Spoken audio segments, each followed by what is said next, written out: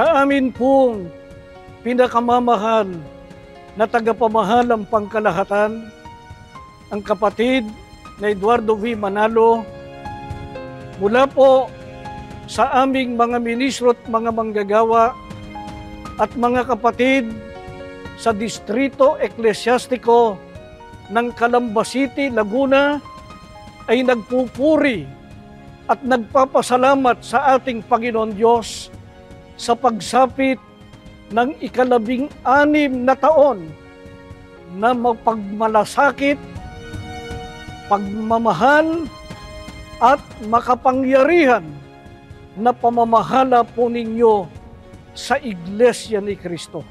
Dahil po sa inyong pangunguna, patuloy na nakapagpapatayo ng mga mehoras at mga gusaling sambahan sa loob ng Iglesia. Nasisino po ang mga kapatid sa ginagawang mga paglilingkod sa ating Panginoong Diyos. Sa pamamagitan po ng inyong pangunguna ay dumarami po ang bilang ng mga may tungkulin na mangangalaga at magmamalasakit sa ating mga kapatid. Nagbubunga po ng kasiglahan sa lahat ng mga kapatid ang mga aktibidad po na inyong inilulunsad sa pamamagitan po ng mga kapisanang pansambahayan.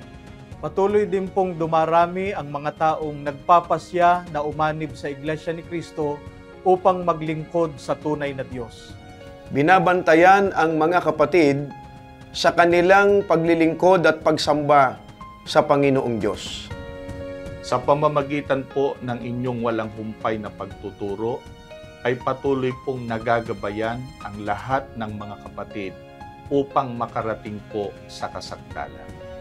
Pangako po namin, anuman ang maging sitwasyon ng buhay, ay mamamalagi po kaming kaisa po ninyo sa lahat ng aktibidad at gawain sa loob ng Iglesia.